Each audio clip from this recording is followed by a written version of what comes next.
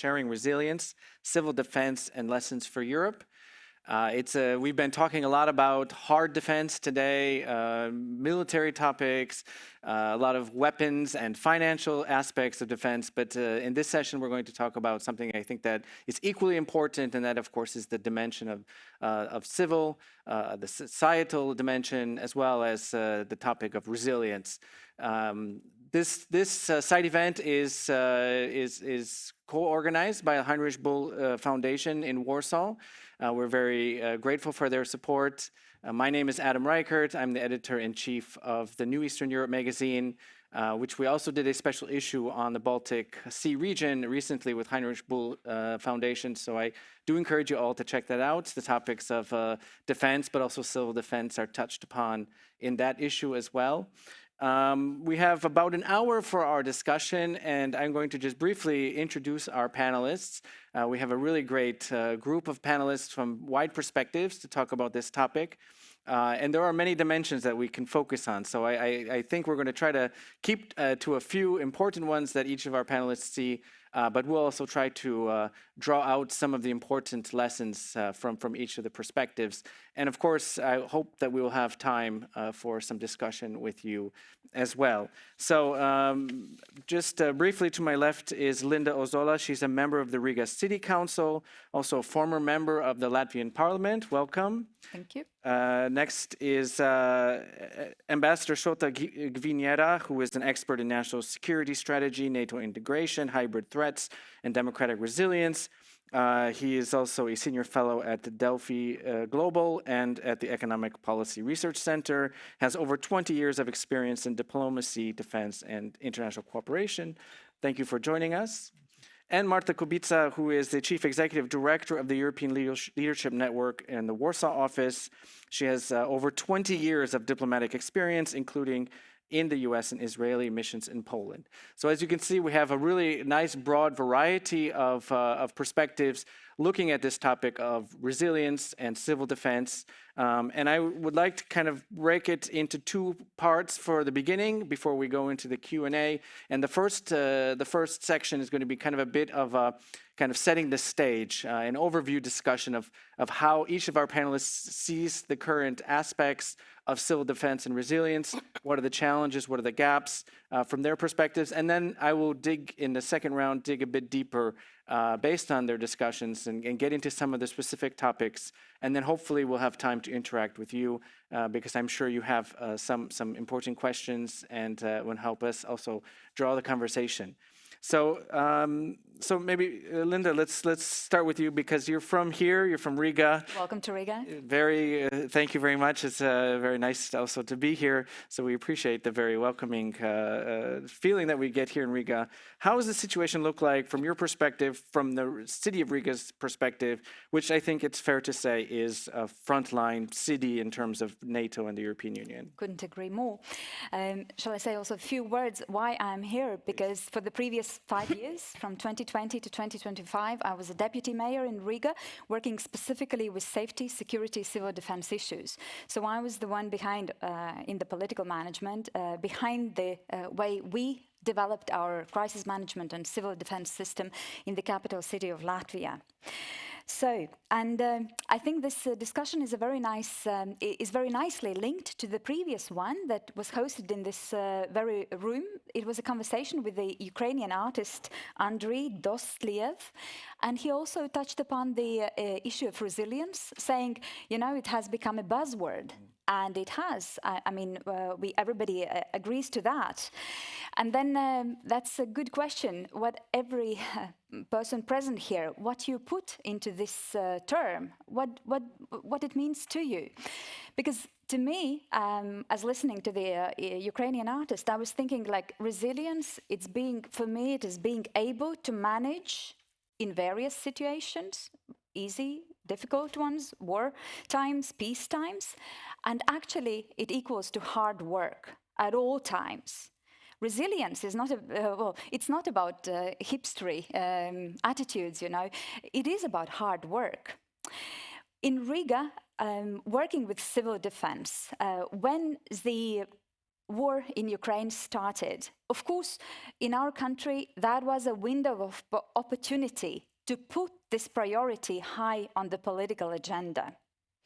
There was immediate, if it was absolutely neglected, but then suddenly there was an immediate demand for that from the society. And then actually the ball was on the side of politicians if they use this window of opportunity. And I'm really proud that Riga was a pioneer in Latvia out of all the municipalities, and also if we compare to our national level, by launching the work with gathering a team of experts, creating a dedicated structural unit, working with civil defense and crisis management. We started, officially the work in 2023. It took some time to prepare. And then to build the civil defense system from scratch. But it was possible because there was a politician behind seeing it as a priority. In peace times, there has to be a pressure or demand from society that you need a structural, systematic work with preparedness, resilience, civil defense, crisis management. And then in peace times, it is a question how you create this demand. The resilience, as I have always seen it, so we have three directions or three levels. Everybody on the individual level, on the corporate level, like companies, and the public sector. So I had a possibility to influence the public sector. Riga is a huge share of Latvian economy. It is a huge share of inhabitants living in the capital city. Whatever we do as a capital city can set the stage for whatever happens in the country afterwards. So we really dived into everything that had to be done within the civil defense system, cooperating with the national armed forces, making our municipal services ready for any crisis, ready to cooperate so that they know what to do in a crisis situation, and looking also towards our inhabitants and how to motivate, how to offer information for our inhabitants, but also how to motivate and get them willing to be informed. So in this introductory part, I will also mention that but I'm interested in a result. As a politician working in the executive municipality, it's all about the really executive power. I want to see the result. I want my municipal services be ready for any crisis situation and to know what they have to do in an emergency without the involvement of a politician. And I really want that individuals in our city are also ready and prepare and do their homework. And then our dilemma is, on the one hand, people want to be ready, they want to be informed, they want to be resilient, but you have to use some energy. You have to dedicate some time to learn something, I don't know, to buy some reserves that you need at home. And then how to create this willingness and readiness for people to really invest into it. Because I cannot come from the municipality and just plug in something and say, now you know everything what to do in an emergency. And then the question is, and I hope that this discussion will really also be about it, how to create this demand within the society to prepare for emergencies. And maybe I'll stop it here. Okay, thank you very much. Very important notes and points, and I appreciate the insights also that you share with us from Riga. And I do agree that I think resilience is it's one of those things we all talk about it, but how to measure it, and it's not something we can just check a box on, right? It's something we have to continue to work on. So I think we'll explore this a bit more. Maybe Martha, I will hand it over to you now for your input. You also had some experience studying the Israeli context, which I think can provide also some lessons for us. So please, Martha. Great, thank you. Hello, everyone. It's really great to be here. So when I was preparing for this discussion, I was thinking, what can I tell you that you haven't heard yet? Because since full-scale Russian invasion, we had so many conferences where the word resilience, as Linda mentioned, has been the buzzword. Fun fact, in the Polish language, we had this discussion with Adam just before, there's no word for resilience in Polish. That will fill out the full scope of what we understand as resilience in English. But then I thought that probably my Israeli friends would tell me, stop thinking, start doing, because this is, I think, the most important difference between our European approach and the Israeli approach. And this is what I wanted to focus on during this introduction, and hopefully offer you some maybe best practices that will be easy to adapt.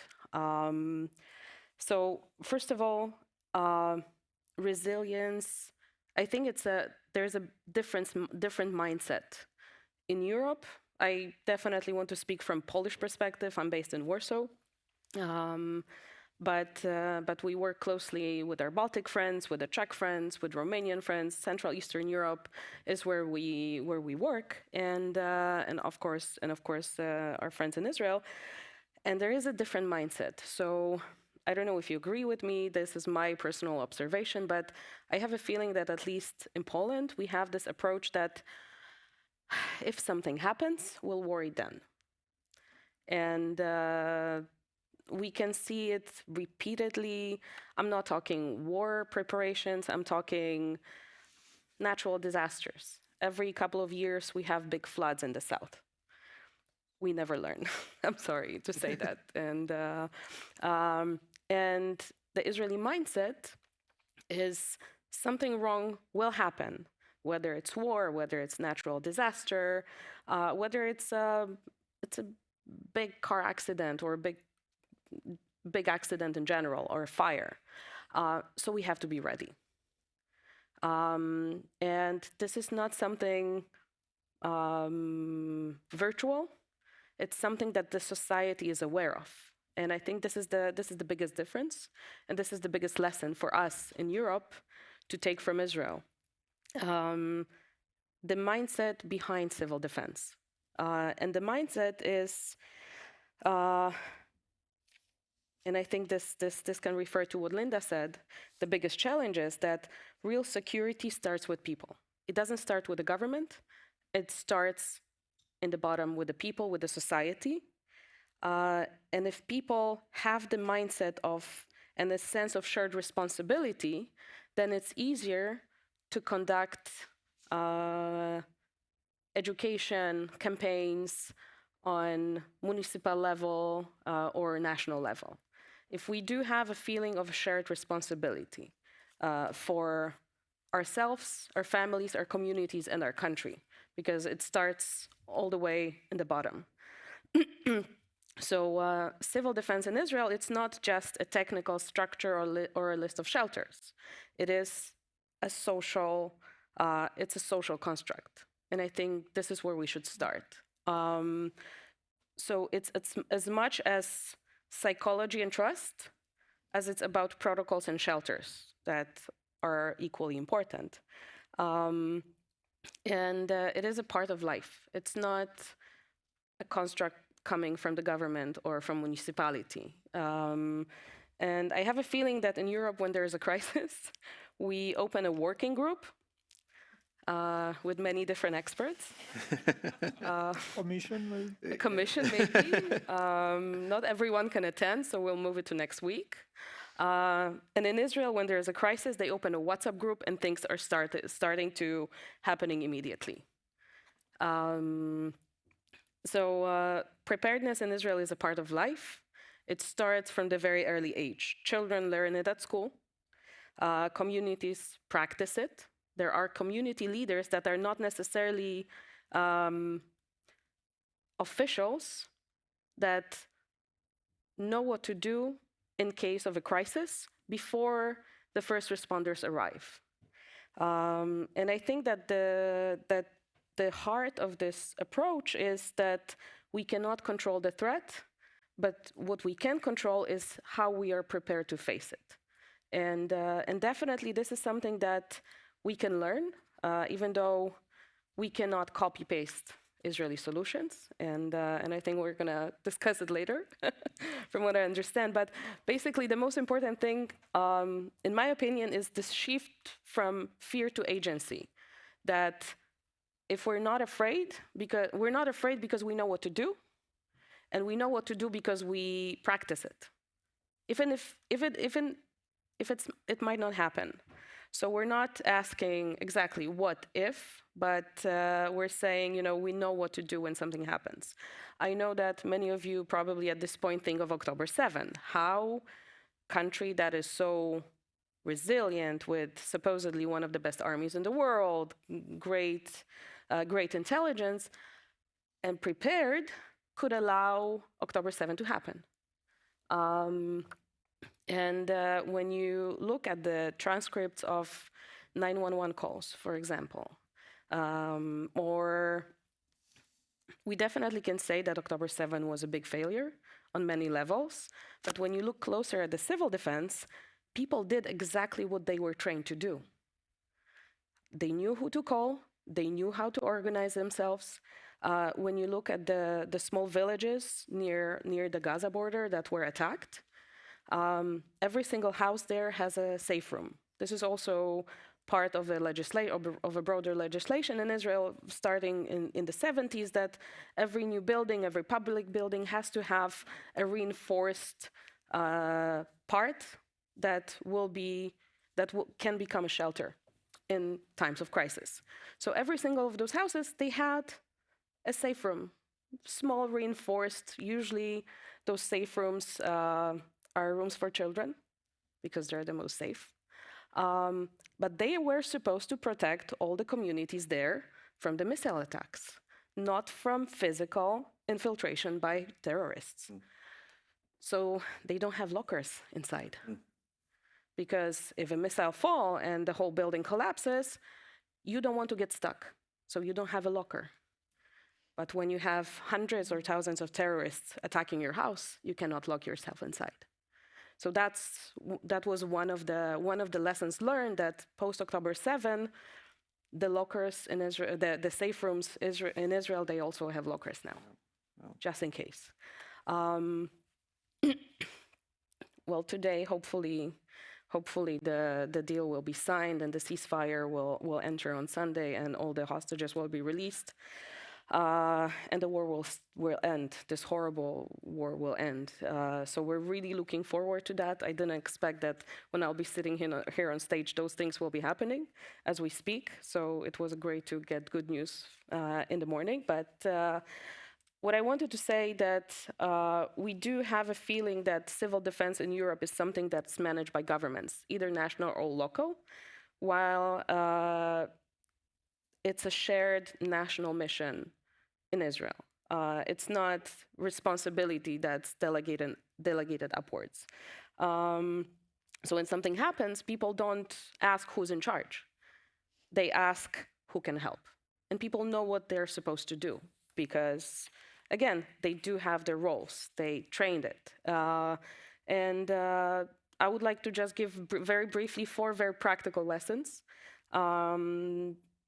of this mindset. So first of all, education is key, and preparedness start early. I can elaborate a little bit more about that. Drills shouldn't be rare events, there should be routine, because then when something happens, it's less scary because you practiced it. Like you practice public speaking. It's less scary. The more you do it, it's less scary.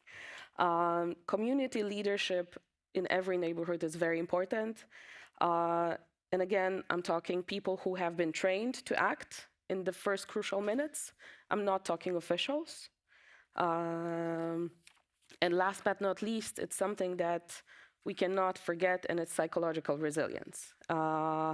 Every emergency plan in Israel, whether it's on a national level or a smaller level, includes mental health support. Because the ability to function under pressure is what actually saves lives. So as I said, we cannot copy-paste this model because of many reasons. And also, I don't think we should try. We have different reality here on the ground, but we can adopt a way of thinking and adapt it. So preparedness equals empowerment equals societal resilience. So the more we're prepared, the better we can face whatever is coming ahead. So I would like to finish here. and happy to elaborate more. Thank you so much, Marta, for that input as well. I think it's, in terms of mindset and individual also understanding, I think it's really key. I'm not going to ask how many people here have 72 hours of, food ready or supplies ready or their backpack ready for go bag, for example. But this is something that we all need to start individually doing. And I remember when the drones came into Poland. I live in Krakow in the south, and in September last month. And then I realized to myself, I don't even know where shelters are, and I need to do my own research. We barely have any in Poland. That's another issue. Well, there is a story of I don't know. Robert De Niro is building a very fancy hotel in Krakow, and they're going to have bunkers, I guess, already as part of it. But that's years away. So, okay, Shota, I want to hand it over to you to get your input also on the discussion, talking a bit about the dilemmas and the challenges of resilience from your perspective. Yes, absolutely. And I'm delighted to be here. Thank you for the opportunity. I have been wrestling with this concept of resilience for, I think, 5-6 years now. And it is a buzzword with a lot of sub-buzzwords in it. What is national resilience? What is societal resilience? And then we have resilience word for everything. Hybrid resilience, economic resilience, information resilience. It all actually stops making sense if you go down that way. And first question I'll try to answer very quickly is, what is resilience? Why do we need resilience now? And then I will bring a couple of examples about how to implement it and operationalize it in real life. So first of all, this new security environment is very demanding. I'm sure a lot of you have heard that we're living in this most complicated security environment since the Second World War. But it's even worse than that, because now we do not have a monopoly of the state actors for defense and security anymore. There are non-state actors who are equally or more important in geopolitical settings of defense and security. We do have military and non-military instruments of power that are being used in combination to enhance one another. And the result of all that is that, as in Gerasimov's infamous writings, there is no clear boundary between the peace and the war. And it's not a figurative expression anymore. It's about inability to define threats clearly. And if you cannot define threats clearly, if you are a defense planner, you know that if you do not know what you are defending against what threats, then you don't have a defense strategy. And that's the problem, because now the threats are coming from every domain, from 360, from state and non-state actors. It's in information domain, it's in cyber domain, it's in military domain, political, you name it. And then, once you try to have a good defense strategy against all those threats, it just simply does not work that way anymore. So we need resilience because we do not know what's coming, and we're living in this really uncertain times. But now, so what do you do? How do you do resilience from that perspective? Well, I think there are 3 types of examples that we can discuss here. First is the Nordic example, which is a best case example, with a very shiny, glossy, and well-developed conceptual base. But I think in terms of the lessons, that's not very helpful, because it's not replicable anywhere else, because this is the result of a decades-long mindset and way of life, and people are basically part of that system forever, and they know, they understand how that works. I don't think that's actually measurable. We know that Finland is resilient. We know Sweden is resilient. They have this total defense strategies now modernized to fit 21st century in a better way. But do we know if Finland is more resilient than Sweden? Can we know if Finland, can we compare? We don't have the measurement metrics. That's why it's really, really difficult to learn examples from that.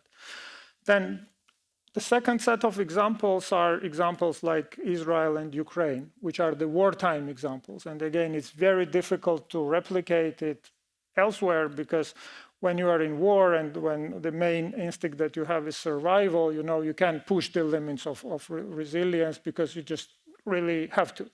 And that's, again, very difficult to measure and to understand what makes Ukraine or Israel resilient specifically, right?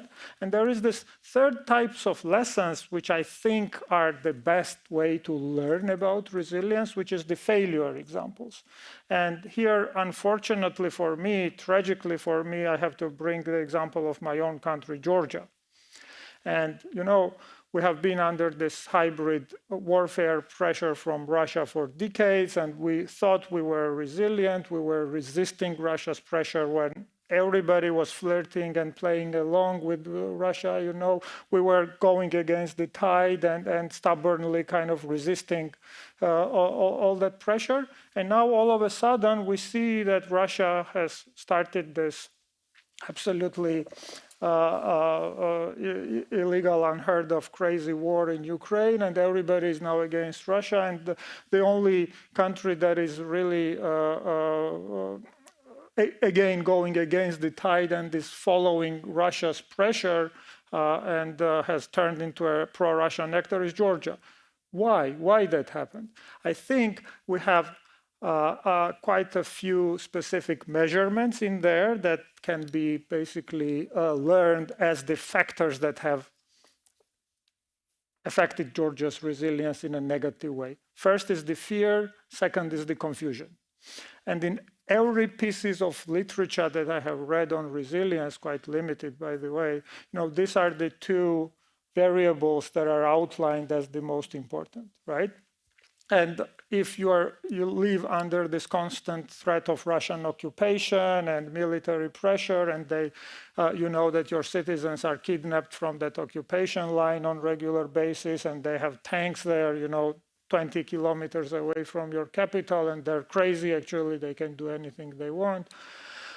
It's scary, right? And this pressure has been always there for Georgian society. And once this second element of confusion came in, and once the Georgian government started to play along with the Russian propaganda, questioning the credibility of our partners and the United States and Europe, and asking these crazy questions, do Europe and US want to drag Georgia into the war and open the second front against Russia in Georgia to make it easier for Ukraine, and this kind of crazy conspiracy theories, and once people are already scared because they remember the war in 2008, this is a PTSD society. They have this trauma still, very open wound of this war from 2008, and they're constantly being told and pointing finger, look what's going on in Ukraine. Remember what happened in Georgia. And this can happen again if you don't sit quiet. That's why basically Georgians are tolerating this government that we have in Tbilisi, not because all of a sudden 3 million Georgians became pro-Russians and then they started love Russia, all of a sudden. No, of course not. But this is the example of how by weaponizing fear and by weaponizing uncertainty, people have been driven into the point where they cannot take rational decisions anymore.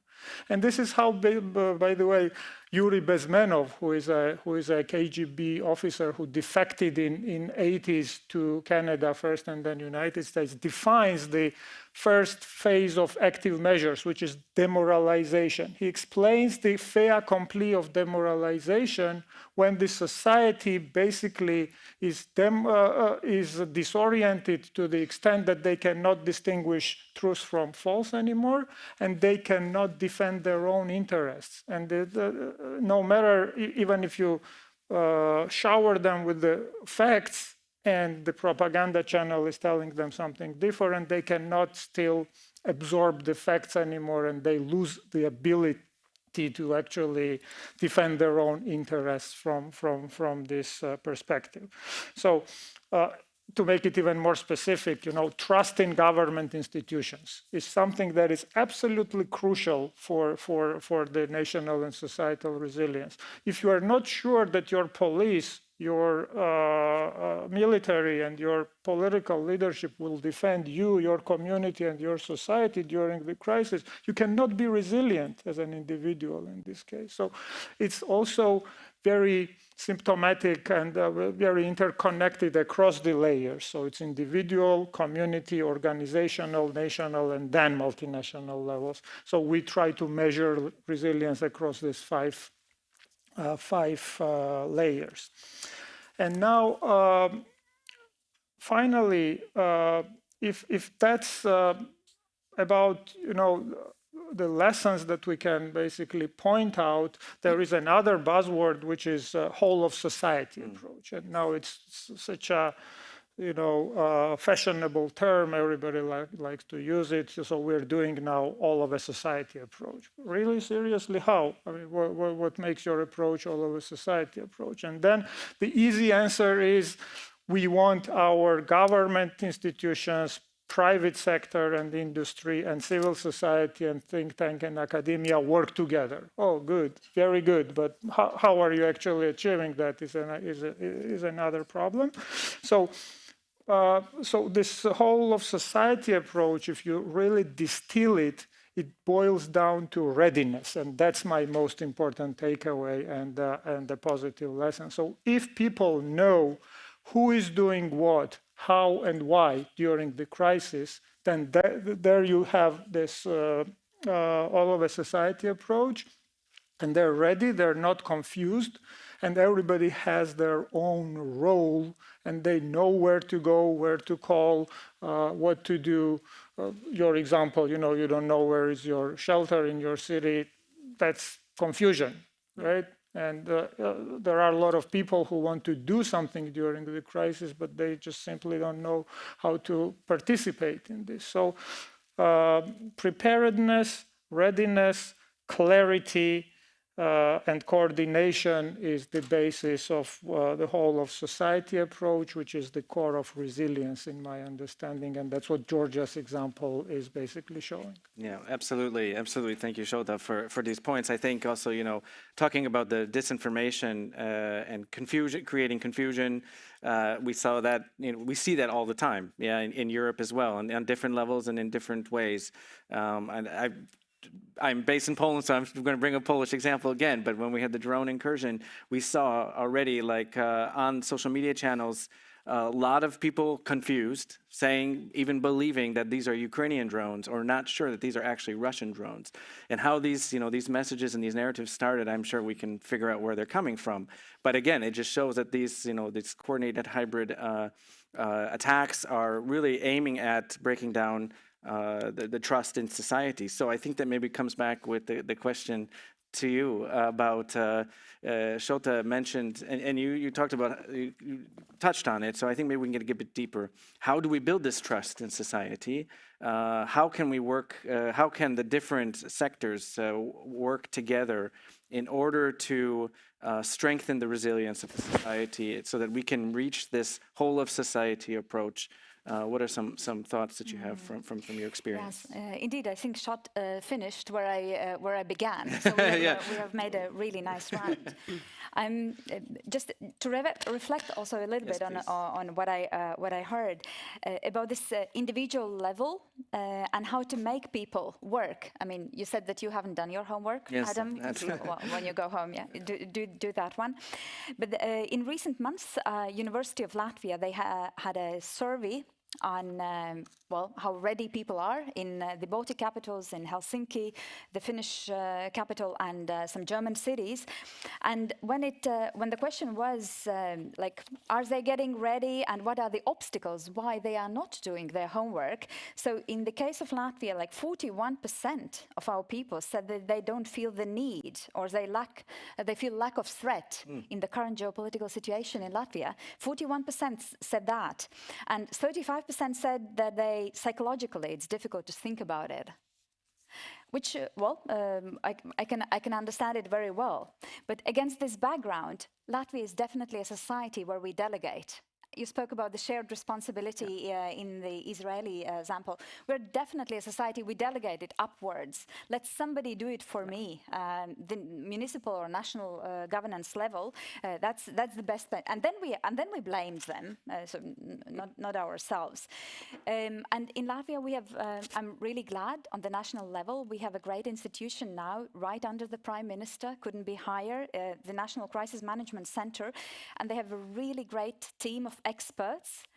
Just if anybody of Latvian colleagues are listening, I really wish all the best and endurance for them.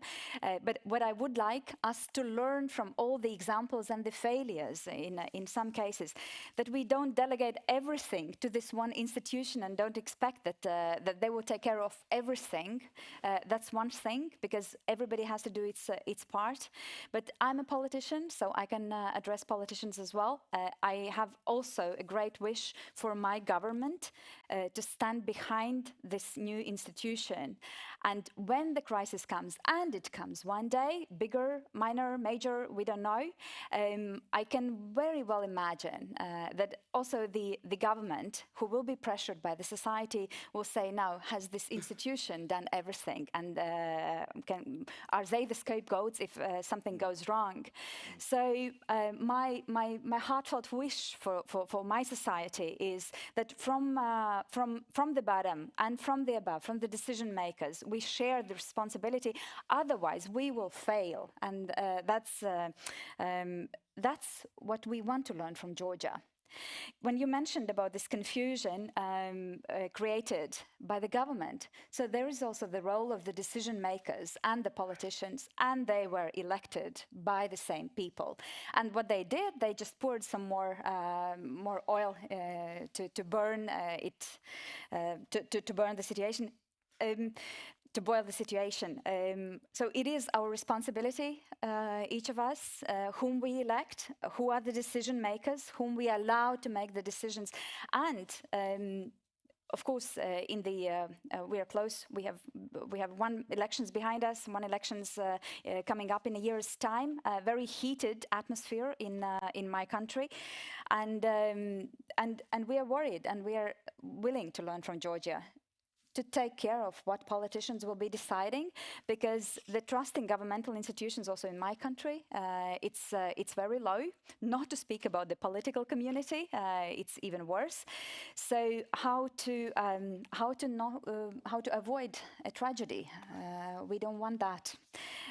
But it is realistic. We have active politicians working towards that goal. So, and then then I sometimes think, but can also the decision makers and politicians be also the answer to the problem? If we can split our society, it must be possible that we as politicians can also unite them. If we have such a power to split, must be that we have as strong a power to unite. And the question is, it is a question to my community I represent, how we perform, how we address society, how we behave. Do we remember that when we are on the stage, it's not only us, but there's also audience, our people. Do we engage? And I'm afraid that we, as politicians, decision makers, we forget. We don't think about that enough. So very willing to do my contribution and what my responsibility is there to motivate people, to demonstrate that when I mentioned it's like how to involve the people and how to create this demand in society. I mentioned our National Crisis Management Center. Now I speak as a citizen. If I see that experts and the government, the politicians behind, that they are working hand in hand, and they are not throwing like, you're responsible, no, you're responsible, experts didn't do, no, politicians didn't tell us what to do. So when you like try to throw this responsibility as a ball to each other. So if they work together, stand side by side, so yeah, then I will trust them.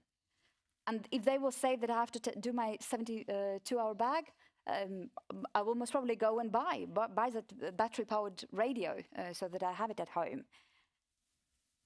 Yeah, it's so important. I agree. I think polarization is one of the things that can be exploited amongst societies. And I really appreciate your words about the importance of uniting the politicians in these difficult times.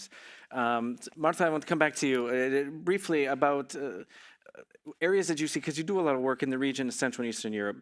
You talked about what lessons from your experience also working with Israel, but where are the areas challenges that you see right now and that can be focused on from your opinion? Well, I definitely agree with Linda that a lot of politicians and officials don't understand the real threat. And this can be also shown in the society. I'm not saying that we should be scaring the society that Russia will attack Latvia tomorrow. But if there will be some kind of a shift in our thinking that, okay, what's the worst that can happen? And let's prepare for the worst that can happen. Hopefully we'll never use this knowledge, but let's be prepared, because when the worst happens, we know what to do. So I think the biggest challenge is still within the mindset. And but I can tell you that I see it changing. When Russia attacked Ukraine with a full-scale invasion in 2022, we as an organization, ELNET is a nonprofit NGO. We have offices across Europe, and our goal is to bring together like-minded people in Europe and Israel to get to know each other and to start exchanging their experience, because Europe is one of the most important Israel's partners. As we can see, Israel is also, when we put aside politics, when we look at economy, defense, security, intelligence, this cooperation between Israel and European countries is very strong and very important. Half of our European Sky Shield initiative countries are going to be protected by Israeli technologies.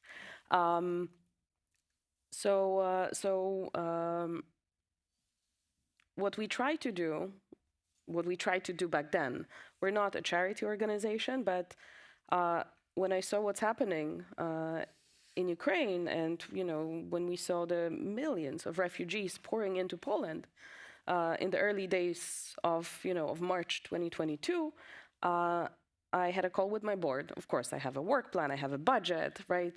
Like every other nonprofit and every other NGO. I called my board and I said, look, guys, we have to do something. We have to engage somehow. And it will probably put upside down our entire thinking, our entire budget. But I don't see like we can go to work as usual with this happening right across our border. And luckily, I have a very smart and very, very, very good board. And they said, okay, come up with something. So we had a brainstorming with our team, and we're thinking, okay, how can we bring an actual help, but also stay within our core mission, which is bringing the experts and the mindset and those countries together. Again, it was a different time in Israel in 2022, but still, it is a country that's basically grown from a big trauma. First, the trauma of Holocaust, then every 10 years there was a major war, so the society has been traumatized until now, and I don't know how long the trauma of October 7 will last in the society. It will be embedded for generations, that's for sure. So Israel has probably one of the best experts in war trauma, PTSD prevention and treatment. How about we bring them to Poland to work with the Ukrainian and Polish mental health professionals and community leaders? And that was mid-March 2022. Because it was a new program, I also had to raise some money. And I went to a couple of donors, and I was telling them about the idea of doing train-the-trainer program to really spread the knowledge as wide as we can with as few resources as we can, because we want to use the resources for more work, more help. And back then, a couple of people told me, oh, but mental health, like, who cares? It's important that those people have a place to stay, they have food, they have clothes, and they will be fine. They referring to the Ukrainian refugees in Poland. And I said, no, they won't be, because we don't know how long the war is going to end. Of course, no one thought it's going to last that long. And we, as a Polish society and other European societies, were also, we might be traumatized with a secondary traumatization by working, helping Ukrainians, hosting them in our houses. Like, this can be very important, and this can be very important and very scary thing for our societies. So yeah, we actually have to do it. Luckily, I found some good donors to found the programs. But moving forward, this approach changes. I don't think anyone questions right now that we need to be prepared, that we need to learn, that mental health preparedness is important. And I'm actually happy to say that we're working with Linda on workshops for Riga City Council and journalists, and also the private sector. Here in November, we're going to bring one of the top Israeli psychologists and war trauma experts to actually introduce Israeli-invented SHIELD protocol, which is a protocol of first aid mental health. It's something that takes 4 hours to teach and 15 minutes to implement. In case of crisis, I'm not talking just war. I'm talking every other major disaster that can happen in a community or a society. And the risk of developing PTSD after this protocol is applied falls from 67 to 25%. So I'm very happy that that Riga and Latvia is actually open to that knowledge. We're going to work with other partners in the region as well on that, because it's something very simple that can be. This is one thing that actually can be copied, paste from Israel, because it's a protocol that works worldwide. Many armies in the world are using it, and actually right now the Swedish army was passing this knowledge to the Ukrainian army, coming from Israel. So there is a lot of things that we can do, but I think, again, it starts with the mindset and understanding the necessity, and understanding that we don't know what to do, but we're willing to learn. Yeah, thank you. Shota, I want to give you a chance also to respond to what we've heard here, but maybe you can also briefly touch upon the Georgian example. And I mean, my question in terms of that is, like, is there a chance to reverse this situation? Thinking about the society, right. I don't want to talk about the politics. And just a few minutes, because I do want to give a chance if we have some questions. Right. For Georgia's example, actually, let me advertise tomorrow 6:30 we have a panel on Georgia. We'll basically discuss all the details about that. But for the people who will not be able to attend that panel, the most crucial takeaway from that lesson, I would say, is that the resilience has two components: physical and cognitive. And in many cases, especially when it comes to national resilience and state response to resilience, these cognitive aspects are either overlooked or at least kind of underestimated, and we focus on critical infrastructure processes, pumping up the muscles. But when it comes to the ability of using those muscles in an appropriate way, in a timely fashion, in an effective manner, this willingness and ability is crucial. And the willingness and ability to use whatever tools you have in a proper way actually is the most important component of resilience, and that comes from the cognitive aspect of it. I wish I had more time to speak about the indicators we have there and speak about the factors that are affecting those cognitive aspects of resilience. But absolute key is to understand that there are these physical and cognitive layers in resilience, and both are equally important. You cannot overlook any of those. And let me finish by just saying that I've been fortunate enough to be part of a 2-year project within the NATO environment. And basically what NATO did, they asked us, experts from different countries and domains, to basically understand and distill the concept of resilience for defense and security specifically. Because in engineering, they have a specific formula. They know how to measure if this material is resilient to a certain amount of seismic shock. For mental health, they do measure, how much stress a normal person should be able to observe, and they know what's abnormal. They know how to help people to get back to the normal resiliency stage. In defense and security, there was nothing like that. So basically, we have developed this resilience reference curricula, and under that resilience reference curricula, we tried to basically give more meat to the bone and understand better how to think about resilience not as a concept and an academic and intellectual discussion, but a security strategy. How do we apply in the real-time world? So if you have a chance, just have a look at it. It's open source. It's on NATO's website. The name is Resilience Reference Curricula.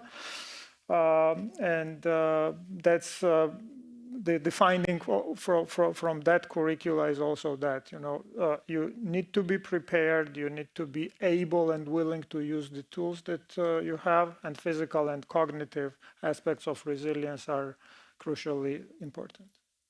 Thank you so much. Yes, if we have a couple questions we can take.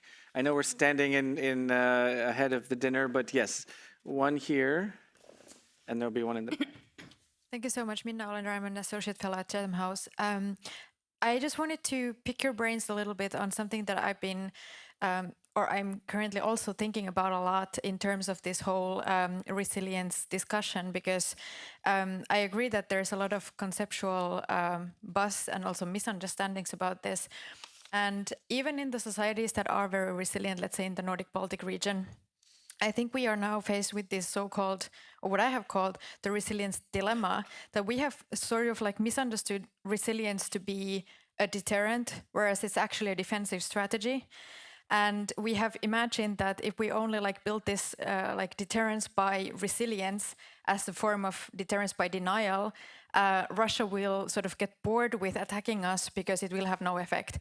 But as it turns out, Russia doesn't care whether it has an effect or not. It just keeps going. And the dilemma here is that in a paradoxical way, a high level of resilience has even created a sort of permissive environment for this kind of attacks, because they rarely lead to very severe disruptions. So there's also not much consequences for them. So just would like to hear your thoughts on this dilemma. Thank you. Thank you very much. Let's take another question. Yes, in the back. Good evening. My name is Bojan Elek. I'm from Belgrade, Serbia, and I maybe wanted to kind of focus a little bit on the discussion because it was very in conceptual terms. So maybe if there is any of the panelists, if could maybe specifically mention an example of an incident, of an event that happened, and who does what, who takes the lead, maybe to the deputy mayor of Riga, right? If there was an instance where this system was put into action, who takes the lead? Is it a civilian personnel? Is it military personnel? If there is a good example of a NGO or school that did some good training for preparedness, and were there any lives saved or property saved? Something that is kind of more specific than this just general kind of preparedness, resilience terms that would help us understand how actually, what works and what doesn't work. Thank you, Nola. Thank you so much. Great question. Okay, so we have 5 minutes yet to finish up. I don't know if you want to start with the Yeah, I can. concrete. I can try to give you a specific example. Also, before we had a crisis management system, really organized one in the Riga city. When I just took the office, we had a building collapsed. It happens from time to time in any urban area. People evacuated. Happened to be on the 31st of December. Well, as it happens with emergencies. And to my great shock, I saw that everything depends in the capital city of Latvia on the way the responsible politician acts, or is willing to act, or understands what to do. So if the mayor or deputy mayor says, you go there, you talk to people, you organize, I don't know, bus to evacuate the inhabitants. So there were no people responsible. It was so fragmented in the capital city. I say it was a disaster. Then I thought about a possible military attack. And if you don't have loyal or professional politicians and they don't know what to do, so what kind of disaster would that be? But to compare, so when we had a real civil defense experts hired. We have a team of experts, a structural unit working with that. It was, I think it was last year. We had a very specific fire in the city where the National Fire Brigade couldn't manage because you couldn't take out the fire with water. You needed sand, enormous amounts of sand to take out that fire. And then how Riga organized all the resources with tractors and sand. We have huge resources and did it professionally. If we didn't have a crisis manager, but it would be a mayor or another politician who would have to organize that, it would be a disaster for the capital city. Fortunately, it was really a real smooth resolution of that emergency. So this, when you approach it professionally, it doesn't depend on politicians. Should not depend on a politician. Those should be professionals working with those emergencies. So just to compare as an example. Very interesting. Martha, Shota, your final thoughts on Mina's question about deterrence as resilience as a deterrent or defense strategy. So I will tell you a short story.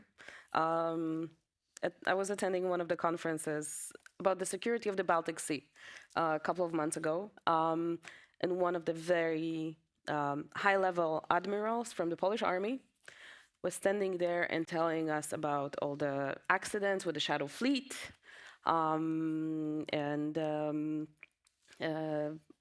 what actions were taken. And then his conclusion was, we have to make sure that our cables in the Baltic Sea are harder to cut for the Shadow Fleet,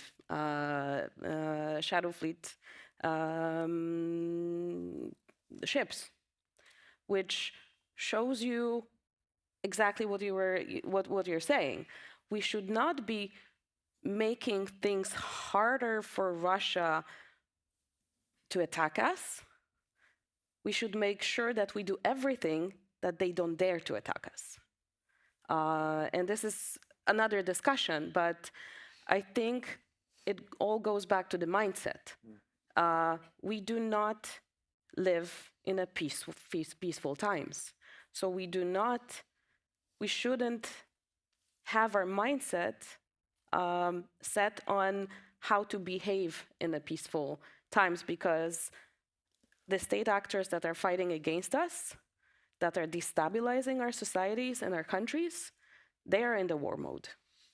And there is not, there is absolutely no amount of level of resilience that will make us to be able, to stop them. Like, we need to do everything in our power so they don't dare. Shota. Yeah, so these are two great questions, and I wish we had more time for this. I will try to answer them 20 seconds each. First, on deterrence, I think it's quite simple. In my understanding, deterrence is the concept that can work in conventional warfare. It's designed for 20th century conventional warfare. It's a mathematical calculation that actually by the attack, you should gain more than you will lose through this, very calculated process of what type of resources you need for the attack and what will you gain in terms of the successful attack. Right now, because we are living in this VUCA, which is volatility, uncertainty, complexity, and unpredictability, plus H, which is hyperconnectivity, it's absolutely impossible to deter attacks in information space. It's impossible to deter attacks in cyber domain because we cannot apply enough pain on the attackers. We can, in many cases, even not identify who the attacker is, to let alone to impose the cost to deter it. So I think the deterrence in this new kind of hybrid warfare thinking is not possible. There are many other reasons why I think that deterrence is not possible if we're talking about hybrid threats. But again, main reason is the VUCA.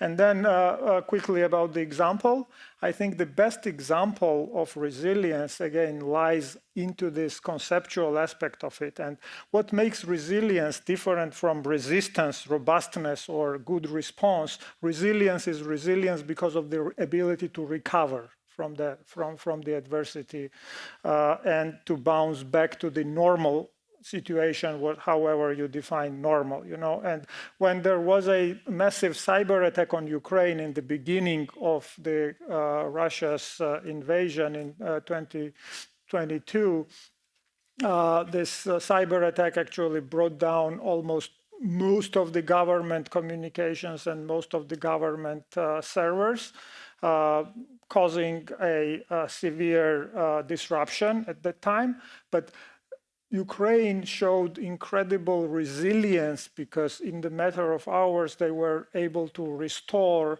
and rebuild those servers and communication systems in cloud in a matter of hours. So they were not able to oppose the adversity and counter or deter the threat or respond to it properly, but they were able to recover and restore normal functioning of the systems. And that's the best example of resilience in my understanding. Well, thank you very much. I think we have a lot of work to do, but this is a really good discussion, and I appreciate all of you staying with us. And thank you to the Heinrich Böll Foundation Warsaw office for co-organizing this with us. And please join me in thanking our speakers and the audience.